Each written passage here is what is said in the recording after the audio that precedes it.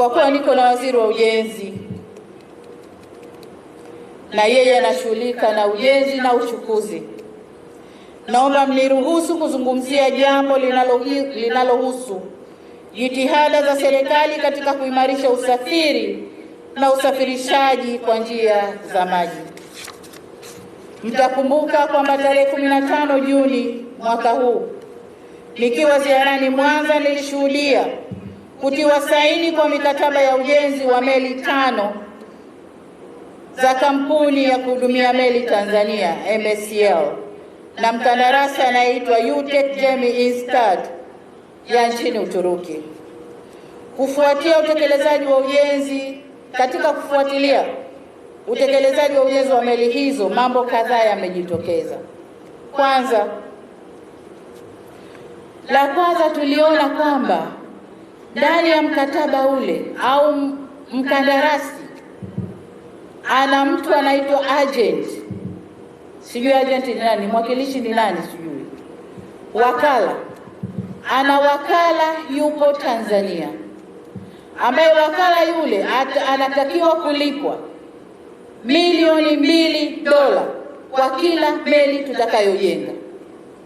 Meli ya chini ilikuwa na milioni 1.9 pamoja na vimalipo vidogo vidogo vinakwenda kwa wakala aliyepo Tanzania. Nikaomba mkataba wa wakala nikaupata. Kazi za wakala ni kufuatilia tenda zitakazotoka Tanzania, kuomba hiyo tenda, kujaza dokumenti za tenda na hivyo ni operational. Lakini wakala analipwa kwa kila meli itakayotengezwa Tanzania milioni 2, milioni 1.9 $. Nikachukua hatua za kuagiza vyombo wamtafute wakala na waongee naye. Walifanya kazi yao. Lakini nani nikamwita huyu mkandarasi aliyeshinda hii tenda. Mwisho kaomba radhi na kukubali kuachana na wakala. La pili lilojitokeza katika matayarisho ya kumfuatilia mkandarasi kujenga meli hizo, matayarisho yake yalikuwa yanatia wasiwasi na hakuonekana kwamba yuko tayari kujenga meli hizo.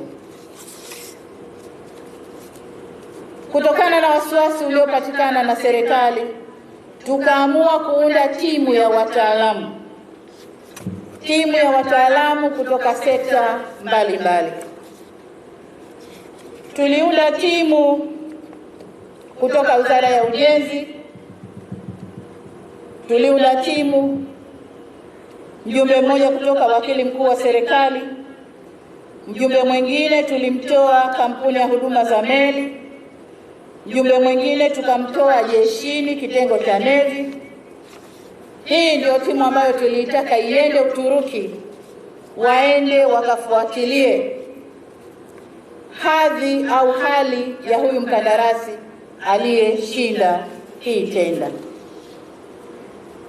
Yaliyojitokeza ni haya yafuatayo: kwamba katika kumtafuta huyu mkandarasi imegundulika kwamba UTEC huyo mkandarasi haina eneo lake la ujenzi wa meli, yani shipyard. Badala yake imekuwa ikipata zabuni, na wao ni madalali, wanachukua zabuni, wanatafuta kampuni nyingine, wanawapa kazi, wao ni madalali. Lakini pia iligundulika kwamba mbali na maelezo kuwa kampuni hii na fedha zinazotosheleza, ilibainika kwamba uwezo wake wa kifedha ni mdogo mno, kwa sababu mpaka timu inaondoka Uturuki wameshindwa kutoa statement ya fedha walizonazo. Lakini jingine ni kwamba wasifu wa kampuni na uwezo wake katika ujenzi ni wa mashaka, kwani haipo hata kwenye orodha ya wajenzi wa meli inayotolewa na Umoja wa Wajenzi wa Meli nchini Uturuki, yani Association of Shipbuilders pale Uturuki. Hii kampuni haimo, na hiyo ndio ilituthibitishia kwamba hawa ni madalali. Lakini pia haikuwa na wafanyakazi wenye sifa za ujenzi wa meli na wala haina mitambo ya kujenga meli. Hadi sasa kampuni hiyo haijafanya lolote kwenye kazi hii ambayo tulisaini nao mwezi Juni mwaka huu. Eneo ambalo walilitumia ni kampuni nyingine inaitwa, maneno ya Kituruki sijui kama nitaweza kuyasema, HK Erzurum Shipyard, kampuni nyingine kabisa ambayo hata yenyewe ilipokaguliwa ina uwezo kufanya tu matengenezo ya meli na kutengeneza boti ndogo ndogo. Lakini ndugu zangu, tujiulize, tenda hii ilipotoka ilitolewa na bodi ya tenda ya wizara husika au shirika husika. Shirika lile lina bodi ya wakurugenzi ambao wamepitisha tenda hii. Lakini pia niseme, nina taarifa kwamba hata huyu mkandarasi alifanyiwa due diligence ambayo imesema yuko positive, lakini timu ilipokwenda yaliyobainika ni hayo. Sasa haya tumeyabaini hivi karibuni. Huko nyuma yametokea mangapi? Yametokea mangapi, waziri? Na hili nalo ni mzigo wako. Naomba tena bodi iliyohusika, bodi ya wakurugenzi, jiulize tena kwamba hawa watu, hivi vikundi viwili bado vinafaa kukaa kwenye hili shirika kama miradi iliyokuwa ikipitishwa ni aina hii. Ndugu zangu, nimemwambia waziri achukue hatua ya kusimamisha hiyo tenda akishirikiana na mwanasheria mkuu wa serikali ili kunusuru fedha zetu zisiliwe na wajanja wachache.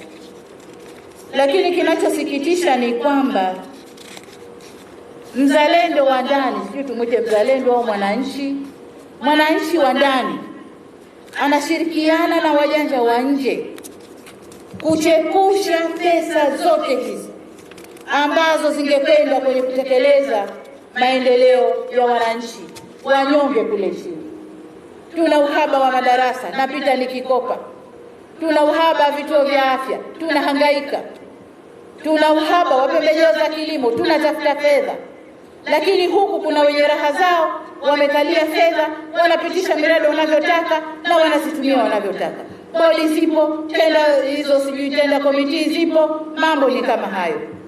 Naomba waziri, fanya marekebisho unavyoweza kwenye wizara yako. Kama huwezi, njoo tukae kitako. Mimi, wewe, katibu mkuu kiongozi, tuone jinsi ya kufanya marekebisho kwenye wizara hii ili mambo yaendelee. Lakini fedha hii inatumika hivyo papo hapo kukiwa na wafanyakazi tele wale kule wa ngazi za chini ambao maslahi yao na stahiki zao pengine hawapati kwa wakati au yako chini.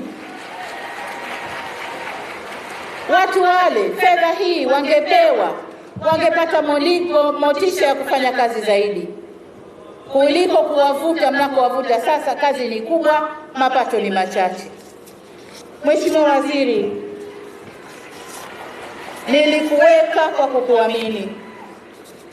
nilikuweka kwa kukuamini na naomba nenda kasimamie kazi hii kama ninavyotarajia.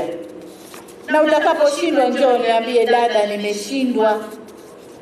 Nitaangalia mwingine ambaye labda ataweza kunisaidia. Lakini haya hayawezi kuendelea.